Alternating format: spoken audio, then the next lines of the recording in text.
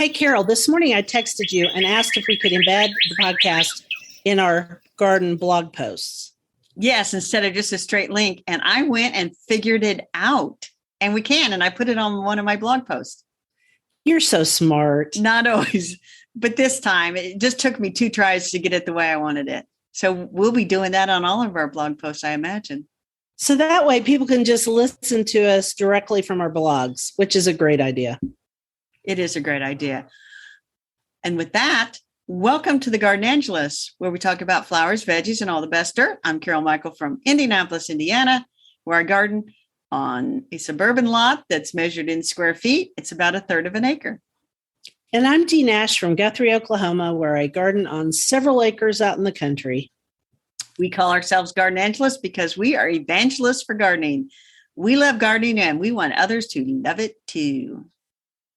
Yes, we do. And we aren't afraid to spill the beans and tell all of our gardening secrets, the good, the bad, and even the ugly. But that's enough of who, what, when, where.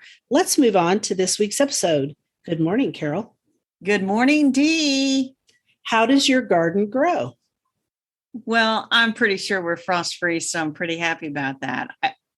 So right now, it's still a little chilly in the morning, so you have to be a little bit careful. The really, really stuff that like the tropicals that love it hot, hot, hot. You got to wait on those a little bit. But there are 2 new traditions at the greenhouse, apparently.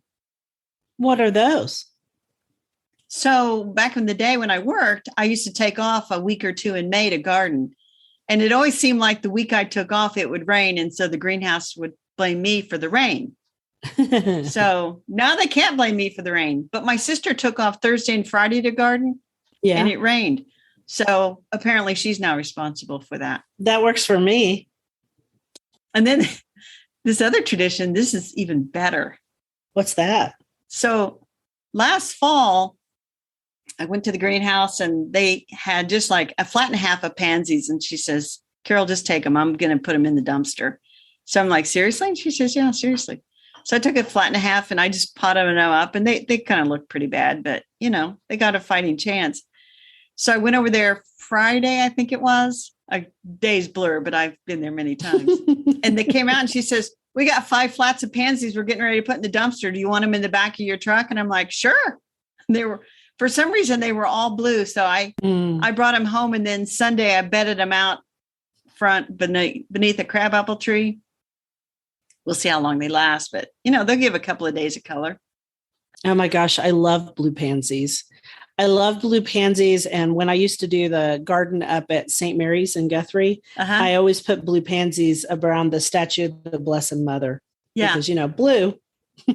Well, and my intention is, as I pull the pansies and violas out of the pots, I'm just going to bed them out places and they'll either disintegrate into nothing and I'll pull them out, or maybe they'll sow some seeds and I'll get some self-sowing, especially the violas. So I'm pretty excited about that.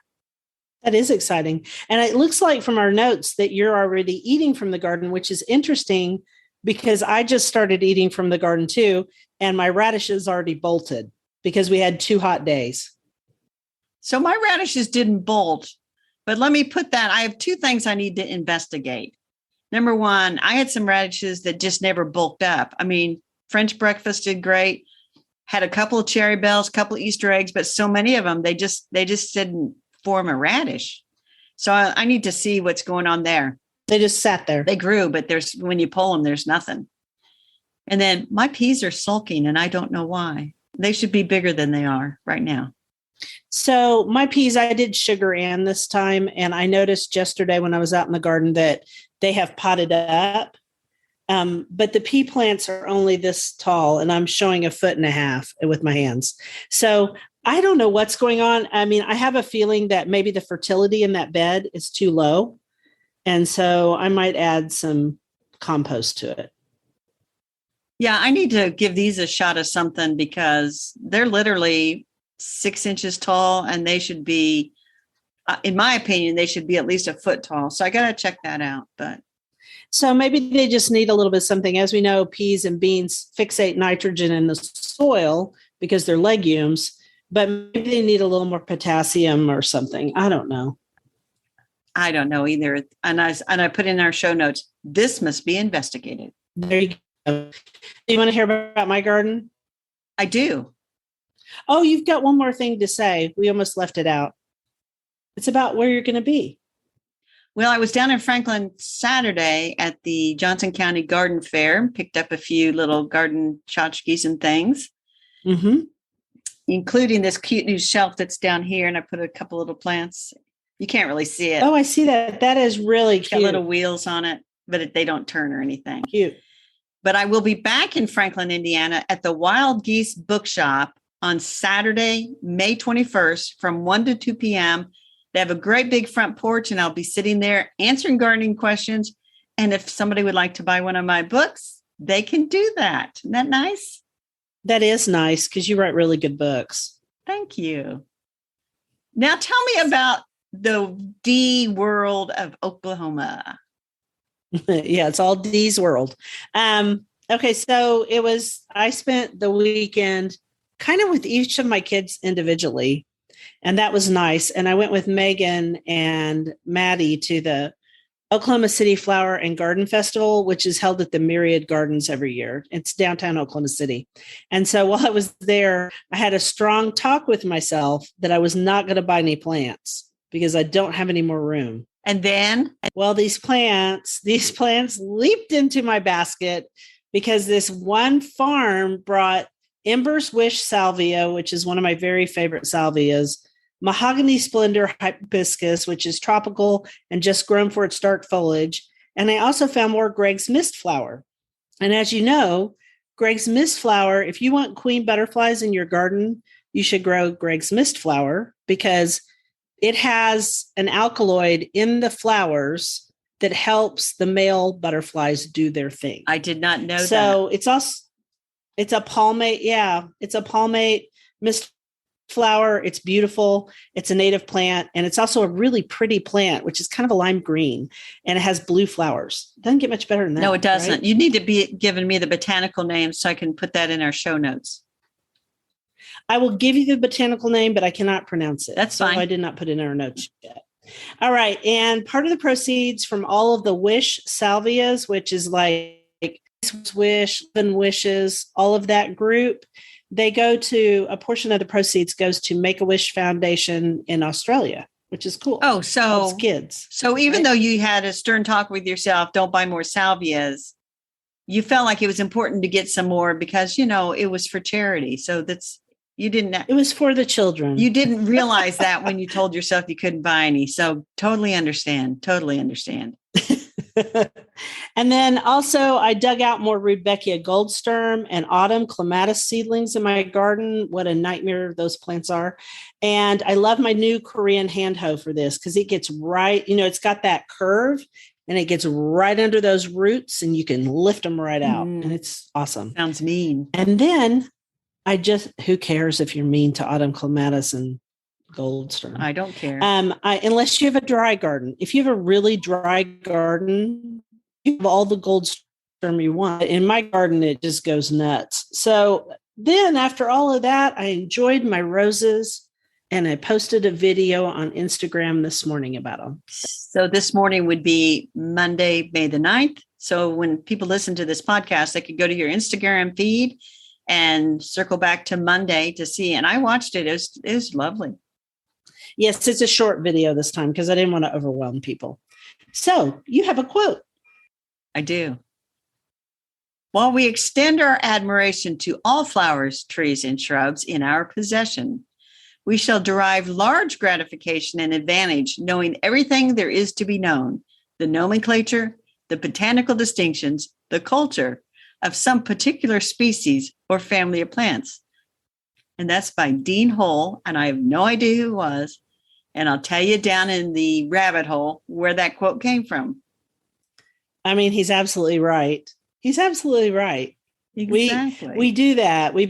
I've never met people more obsessive than gardeners when they fall in love with a particular plant. Or a family of plants or genus or whatever. Mm-hmm. It's crazy. But our flower is not a particular genus that either one of us is obsessed over, but we like it. We like it. And this speaks to a plant. I have looked for literally years and didn't mail order it because you don't get as big a plant. And that is Indian pink, which is Spigelia marylandica. And it's a native plant and is so pretty. And I found one of the prettiest native plants. I found 2 varieties at the local greenhouse, and I bought one of each. So when you say, so first we've told people it's native, but now we're telling them it's got varieties, which means cultivars or nativars. Yes. And so maybe we should explain that just a bit, what a nativar is. A nativar is a selected variety for particular characteristics of a native plant. And there are some people that think you've ruined the native plant for nature because it's a variety. And I say, not always. It may be just like, we talked about Joe Pye weed, and there's Little Joe, has the same kinds of flowers, but it's not that great big giant in the garden. It's just a little giant, not a big giant. Yeah, it's not a 10-foot giant. It's an 8-foot giant. Or you can get a smaller one. And the 2 that you found, before you tell cultivars or nativars that you found, I have both the native ones that are straight natives, and I also have ones that I am sure are nativars. And I know this because I talked to Steve Owens at Bustani about it, which is where I've gotten all of mine. So tell which ones I don't know which ones mine are, but you found actual named varieties.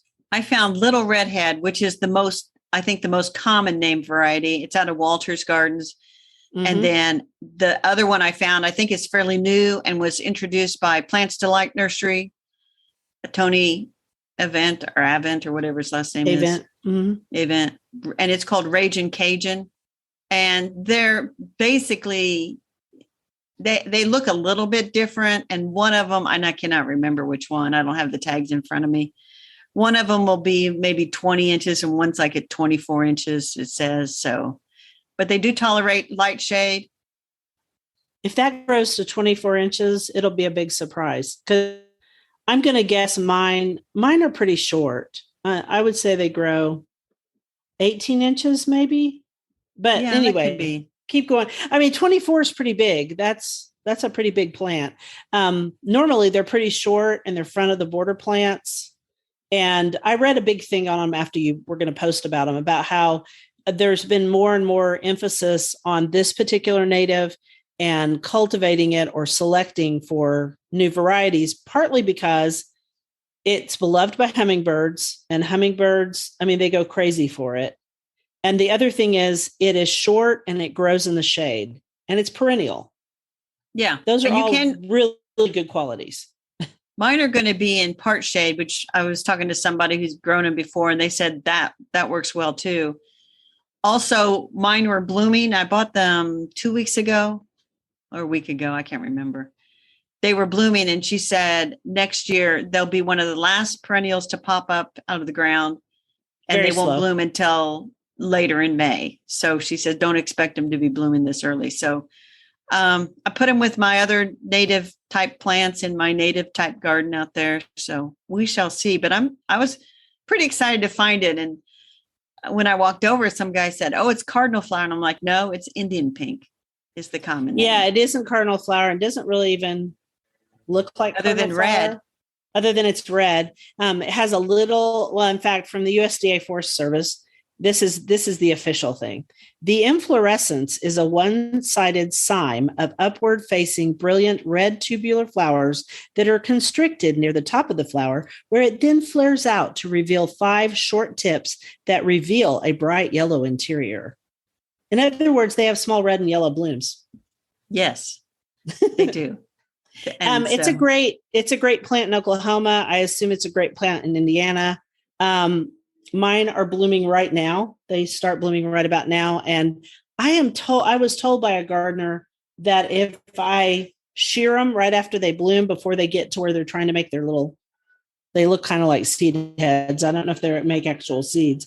If I do that, they'll bloom again. I will try that this year and see if it works, if I think of it. Honestly, I have so much to do. I can't remember what I'm doing. So which reminds me, I should go out and go ahead and cut the flowers off the ones I planted out last week. So they'll focus on root growth, hopefully. Right. You want root growth. In my opinion, they can be a little hard to get started.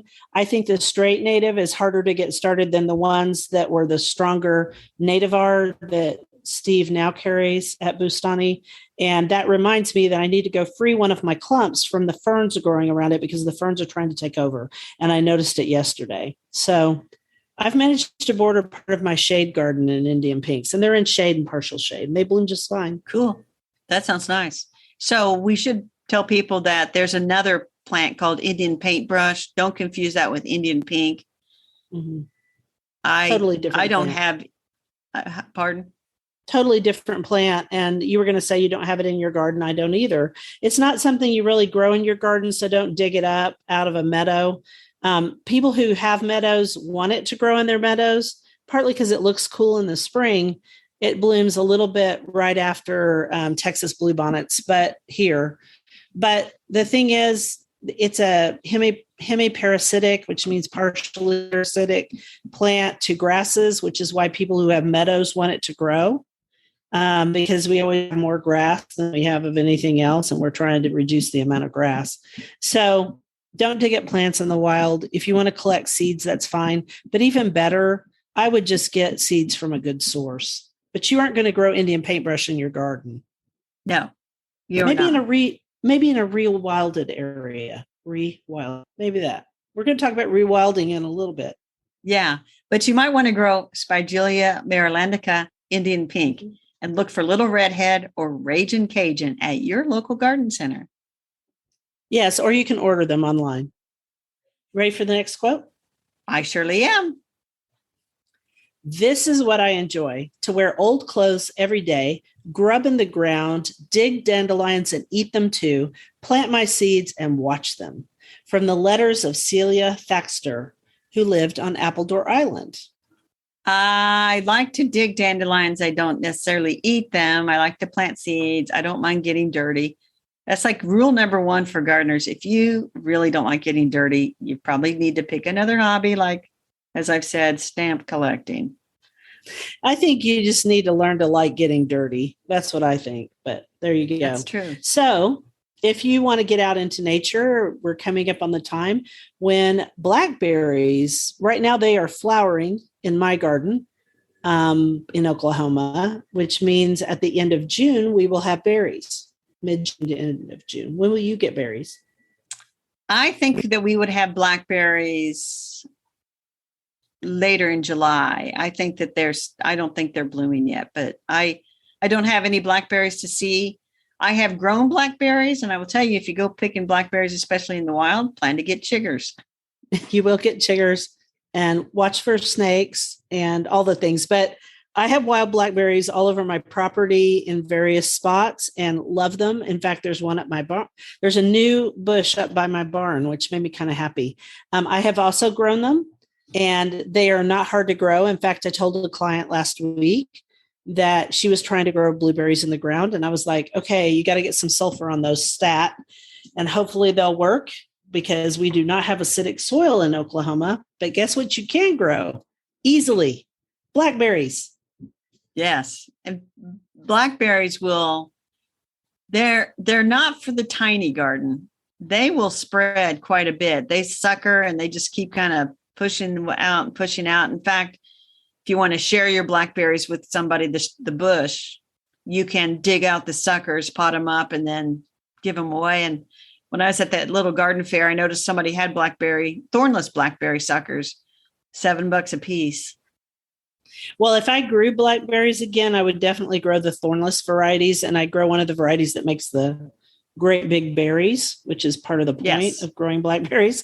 And then there are several you pick 'em farms in this area too that you can just go pick them. But it's hard to get, like, when it's height of blackberry season, people pick them so fast that they have to close for a couple of days.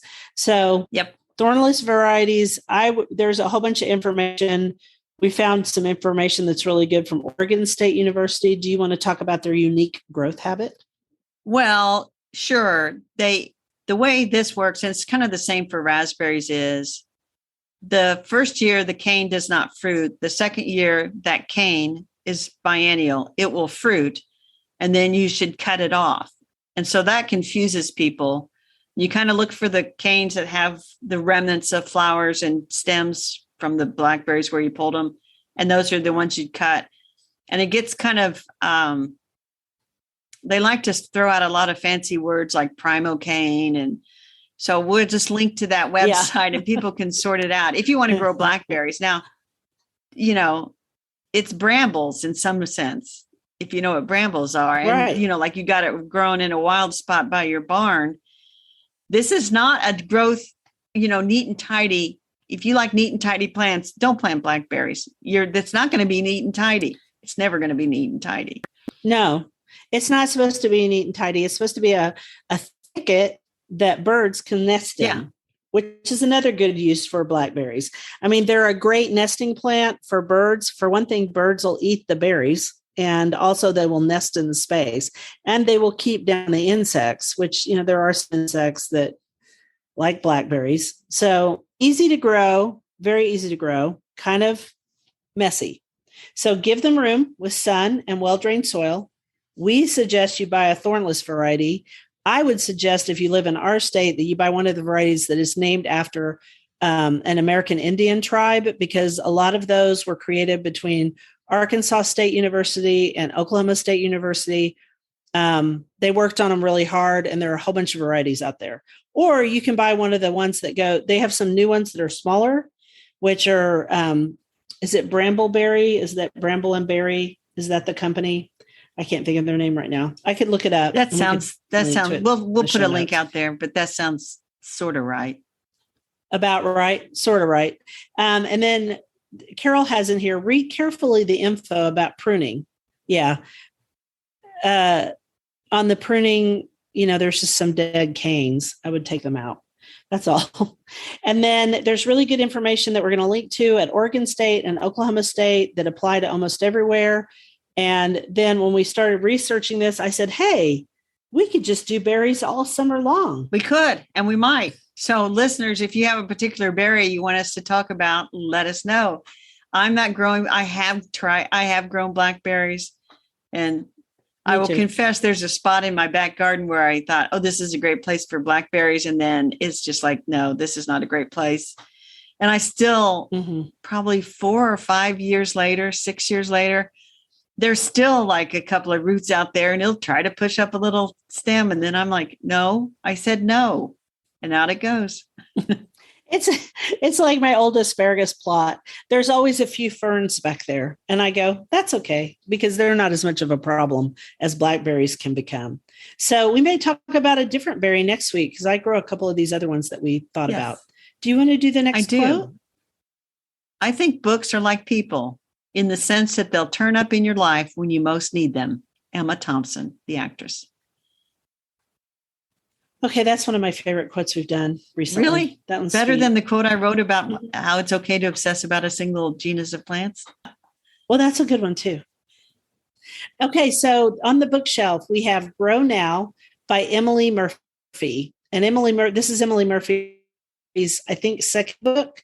And I'm sorry, I didn't do the rest of the title. It's Grow Now, Go Beyond Organic, Rewild Your Land, Sequester Carbon, Support Biodiversity. So they got all of those keywords in there from Timber Press.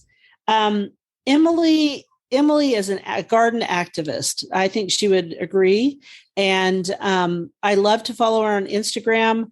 I've known her for a long time. I'm trying to remember if Emily and I have ever met in person, or if we've just followed each other's blogs and then later on Instagram. I don't know. It all becomes a blur. But anyway, she's very friendly, very sweet. I enjoy her page very much. And so I thought I would enjoy this book, and I was right.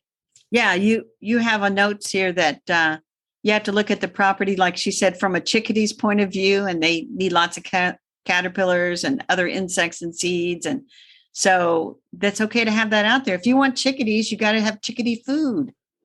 Yeah, she says that if you look at it from the chickadee's point of view, that you're going to have a lot of different creatures in your garden. Ones you see and ones you don't see. And she's very concerned about climate change. And, but instead of all doom and gloom like it is on the news every stinking day, her attitude is let's heal the land and people by growing more. So in other words, all of our gardens can knit together across, starting with the United States, starting with where you live, and then we can just all knit each other together. And that is very much like what Doug Tellamy says, which is that suburban yards are nature's best hope.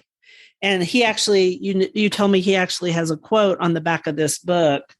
I love that. Yes, a nice blurb supporting this. But you directed me to page 38, where there's a quiz where you can measure your nature quotient. Yes. So, like IQ, but it's nature Q. Yeah. So let's take the quiz together. Okay. How much time on average do you spend outside each week? 2+ hours, 1 hour, less than 1 hour. Well, I think everybody knows. We spend 2+, right? 2+. Yeah. You do the next one. What are your touch points with nature? Houseplants, nearby park or open space, plants and trees in your yard, garden. I think it's all of the above. Yeah, all of the above. Which of the following have you done recently? Take a nature walk. Yep. Stop when you hear the sound of a bird. Yep. Notice a change in wind direction. Yep. Look to the sun to figure out the time of day. Yep. Notice a shift in seasons. Yep. Pick up litter. Yep. Photograph flowers and plants. Yep. Ding, ding. we got ding, ding. We got yeses on all those. How often do you feel burnt out and exhausted? Often, sometimes, never. I sometimes feel that way if I don't get outside enough. So then it would be never because you're getting outside enough. Oh, yeah, that's right. How comfortable are you without Wi-Fi or going without your phone for periods of time? Love it, hate it, doesn't matter, a mix of all three. Well, for me, it's a mix of all three. I love my phone, unfortunately, and I hate it too, but that's okay. We're so used to being able to connect right away to stuff. I would say a mix of all three. Can you determine when the moon is full? Yes or no? If you live in the country, yes, because your whole sky is lit up because there is no electric light out here. So yes. Well, I can because it shows up on my watch face. So like right now, it's a waxing gibbous moon. So. Yes, because you can get that app for your Apple. What do you think of bugs? Do you find them frightening or fascinating? Fascinating. Yeah, me too. But I have to say, when I started gardening, I was very frightened of insects, especially flying, stinging ones. And now I am the queen mother of all the flying, stinging insects in my garden. Well, and your turn. I grew to appreciate and become fascinated with insects when I had to take an entomology class at Purdue. And you were forced to take one class. And then as an elective, I actually took a second one. So they're fascinating. They are. And they're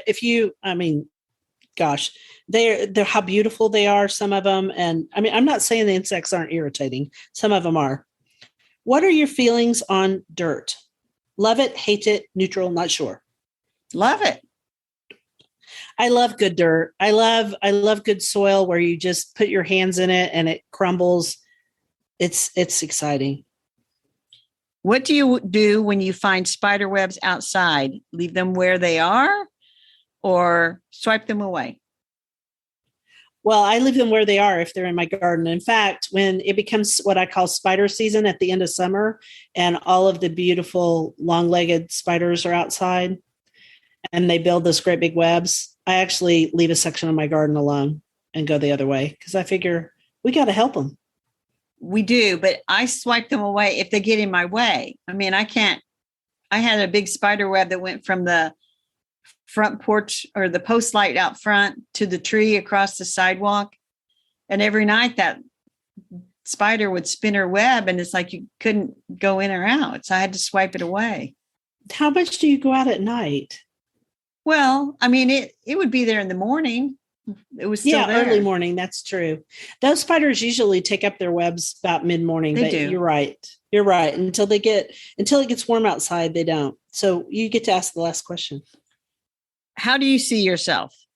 As someone who can grow anything with a little bit of effort, as someone with a black thumb and everything you try to grow withers? The first. Well, obviously. I think we can grow pretty much anything if we put our minds to it. So I'm going to hazard a guess. And this book is really targeted to people who are not big gardeners yet. Exactly. This is for your new friend who's just like, I discovered there are plants outside that you can actually grow them yourself.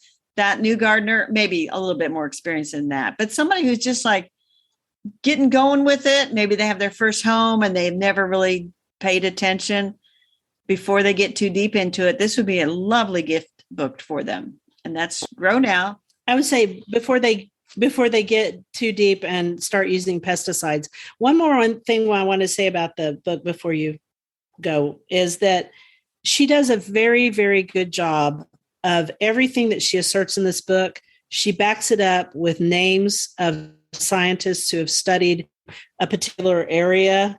Like, for example, a single teaspoon of rich garden soil contains more microbes than there are people on Earth. In fact, according to nematologist Kathy Merrifield of Oregon State University, this 1 teaspoon, quote, can hold up to 1 billion bacteria, several yards of fungal filaments, several thousand protozoa, and scores of nematodes, end quote. I love how she does that. She doesn't just make assertions. That's great. And so this book is a good book. And I learned a lot from it, even though I'm experienced. Very good. And that is the name of the book is Grow Now, Go Beyond Organic, Rewild Your Land, Sequester Carbon, Support Biodiversity by Emily Murphy. We'll leave a link. We enjoyed your book, Emily. We'll leave a link. Your quote? Okay, so I have a quote. Yes. All year, I dream of the days of May when the sun is warm, the sky is blue, the grass is green, and the garden is new all over again. Guess who? And I wrote, ha, ha, ha, ha, ha. It's Carol. Yeah, I used to have that at the top of my blog. Now, since I moved over to WordPress, I don't think it's there anymore, but that was my quote. I think you should put it back. I think you should put it back as your subtitle, but I can see why you took it off, but I love it. It's one of my favorite things because I dream of those days too. I think all gardeners do. So we're going to talk a little bit about our dirt, and I'm going to let Carol talk about it for a minute. While I let my cat outside. Yeah, let the cat out. The dirt is that Dee and I are now starting to write some articles for the Family Handyman's website. And so we will leave links to those occasionally in these as they relate. We'll have links on our blog post. And Dee is also writing for Oklahoma Living Magazine. She could tell you about that because the cat has been let out. Oh, I've written for Oklahoma Living Magazine. I've had a column for them that came out 4 times a year I think I've written for them for 10 years, maybe. I enjoy it because they let me write about lots of interesting things, sometimes garden related and sometimes not. And I just had a thought as I was letting the cat out. There's a spider that's on the outside of my door and it has caught a mayfly. And I was thinking about how people ask me all the time, so what do you do for fertilizer? Nothing. I don't fertilize my plants in the garden, right? I do pots because it's pots. What do you do about control? Nothing. What about those things? Live and let live. Pretty much live and let live. I do occasionally squish things that are really getting on my nerves or trying to take over. But the point is they will take care of themselves.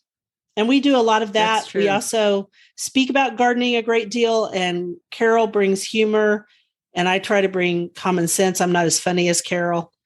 And we try to do common sense garden solutions, like do nothing. True.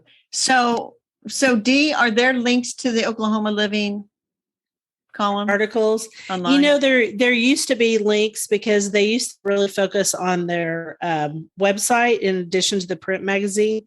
But what I noticed, I went to look something up the other day and the link was broken. So I think they're in the process of redoing their website. When you redo your website, it messes everything up. So right now I can link to Oklahoma Living Magazine and maybe my latest article. Okay. Well, we'll do that link and link to some of the stuff I've written for Family Handyman. So lest they think it's all just, us nattering along about gardening. Sometimes we actually write stuff that's supposed to be helpful. We try. Okay. On to the rabbit holes. There's no quote before the rabbit holes. That's okay. Go for it. Talk about your rabbit hole first. So I'm still in this Lost Ladies of Garden writing. Yes. And I found one. She really is lost. So this woman named Ella Porter McKinney wrote one of those Little Garden series. And I'm going to have to talk about the whole Little Garden series and the editor of that, Mrs. Frances King. But Ella Porter McKinney wrote Iris in the Little Garden. And that's where our quote about being obsessed with a particular genus, Ella Porter McKinney was obsessed with irises. But I can't find anything. And man, a lot of women were. Yeah, she was hybridizing irises. And she wrote this book in 1927. I do see that she was married to somebody named Dr. C.S. McKinney, probably in Kentucky, probably in 1890. I can see on some magazine articles that I found that she lived in Madison, New Jersey. But I can't find out when she was born. Usually you can find a grave on Find a Grave, and short of getting a subscription to newspaperarchives.com, which is like $50 a year. I'm not doing it. I can find a few magazine articles that speak to her garden. And here's one that they wrote in the Garden Magazine of June of 1921. They said, few of the other breeders of whom I wish to speak have sent varieties into commerce. Mrs. C.S. McKinney of Madison has one of the most beautiful, if not the most beautiful iris garden I have ever visited. It is exceedingly simple. Pallida dalmatica predominates, interspersed with varieties such as Mademoiselle Chiraud, Mrs. H. Darwin, and Aurea. Among Mrs. McKinney's many fine seedlings are Piquante, Simplicity, and her rival. Even the Historic Iris Preservation Society, it might be behind their paywall, but I couldn't even find an article on her like I found about another writer. Weird. You might look up, actually, I think you should email Beth Stettenfield, who writes plant postings. She lives in Madison, which is where the Garden Bloggers Fling is this year. Oh, no, this is Madison, New Jersey. Oh, see, I misunderstood all of that. Well, I can't help you now. Forget it. Beth won't be able to help you either. So I might do like a 7-day free trial of Newspaper Archives, because it's just weird that I can find absolutely nothing on this person. Yeah, it is strange, isn't it? Anyway, there's another lost lady of garden writing. I'm glad that you're finding these lost ladies, and I'm glad that you're finding their actual names. I think that's really important. I don't want to be known as Mrs. William K. Nash, even though I like him very much. I would be known as Dee. Well, Mrs. William C. Nash, I would like to say that I will write a blog post about Ella, and sometimes just out of the blue, someone will comment and say, hey, that was great-great-grandma or something. You never know. So it often does. It has happened to you a lot, actually, where people are like, oh, I'm so glad you wrote about this person who's my relative. And then you've gotten more information. So that is a great service by your blog. So that's this week's Lost Lady of Garden Writing, Ella Porter McKinney. Please let me know, listeners, if you know anything about her and her irises. So in my rabbit hole right now, I'm researching petunias. So they're one of Bill's favorite flowers. And I want to do better by them in summer, because a lot of times here they do really well in spring and then they poop out in summer. And yes, I could go with just wave petunias, but then they just get long and leggy and get on my nerves. And there's a new group of them called Easy Wave, which is supposed to be a little shorter and easier to grow. Anyway, I'm researching petunias, how to do better by them. If I discover more, we'll do them as a flower. Please do, because I decided to grow a bunch of petunias in front, even though it's a little bit shaded at the one spot, but it's like, I'm just going to will them into growth, and I want to do better by them. So well, what little I've found out so far is that they need a lot of fertilizer and a lot of water and some sun. And also, if they get really leggy, just shear them back and then they'll poof out again. I think some of them will. I've tried that before, and I think in our heat, sometimes they have trouble with it. But there's also certain ones you deadhead, and then there's ones that don't need deadheading, et cetera, et cetera. By the way, poof out. What is your garden commission? I wanted to say poof out is a special botanical term. You're probably not going to find the definition, but I think people know what it means. A technical term? Yeah. It's your technical botanical term.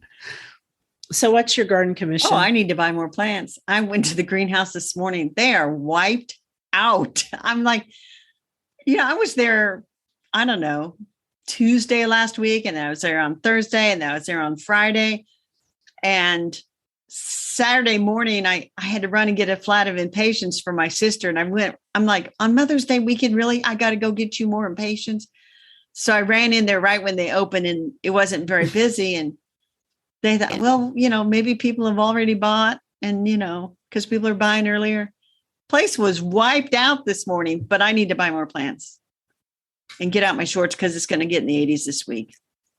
I think Mother's Day weekend is their biggest weekend of the year. Everybody goes and buys the weather's better everywhere. Everybody goes and buys plants, and roses sell like hotcakes. So you're going to buy plants, which I'm going to laugh and just point out that your sister told you that everything was going to get bought out, and you kept telling her to be calm, as I remember. Well, I'm still calm, but my other sister with the condo, I need to be texting her and saying, what do you want to plant at your condo? So the choices are petunias, wave petunias, some of the zinnias, the shorter zinnias, and I think we'll do some flowering vinca. But the vinca is not quite ready. It's really likes a little bit warmer. What about pentas? So I need to. Why don't you do some pentas? It gets hot there in the summer, and they're great butterfly plants. You know what? Before I suggest that to my sister, which you've done because she's the one sister that listens to this. Pentas. I need to go see if they have them, because there's no sense saying, hey, why don't we plant some pentas if I can't find them at the greenhouse? So be quiet, Dee. Oh, sorry. Be quiet. I'll just talk about my garden commission. I need to plant those shrubs I bought. I bought them at Bob Scott's, and they're still in the pots. I bought another Mohawk viburnum. Too bad. I killed the first one I grew years ago, but it was tiny and in the wrong place. This one's larger, and I'm going to grow it near Cayuga, which is another viburnum. Maybe we'll talk about viburnums next week. I also have a show-off forsythia that I need to plant, a white Chinese lilac, 2 lava light hydrangeas, which I was going to remember get rid of Bobo and put those lava lights in there. I'm too lazy to dig up Bobo. That's pathetic. You are pathetic. I know. Well, they're big now, and they have lots of roots. I think I'm going to plant them along the fence on the outside of the garden to keep the deer back, because deer. Although deer eat hydrangeas, so maybe that's a bad idea. And then I have a golden sambucus, which I have no idea where I'm going to put that thing, but I'm tired of watering them in their pots. That's my job this week. That's pretty good. I do need to pot up and judiciously move a few things, some of the pansies out and pot up some of my summer annuals. And, I just keep going, run over there. And it's like, okay, I'm concentrating on these 2 pots. And this morning I'm concentrating on the front. So anyway. Well, I think that's it for this week. It is. And so let me go in the show notes and find the wrap up where we talk. Where we forgot to put it in this week. It's right there. Thank you for listening to The Garden Angelist. If you like our podcast, please tell your friends about us. Also hit that subscribe button so you don't miss anything. And if you listen to Apple Podcasts, we'd love a 5-star review. That helps us get noticed by others. Could you also share our podcast with your gardening friends? Word of mouth is still the best way to get the word out there. Yes, and be sure and check out our show notes for links for more information about today's topics, plus links to our own websites. And if you want to help support us, use the affiliate links. If you buy something after clicking through on them, we earn a small commission and it costs you nothing. It was lovely to chat with all of you over the Garden Gate today. Bye until next week. Goodbye, everybody.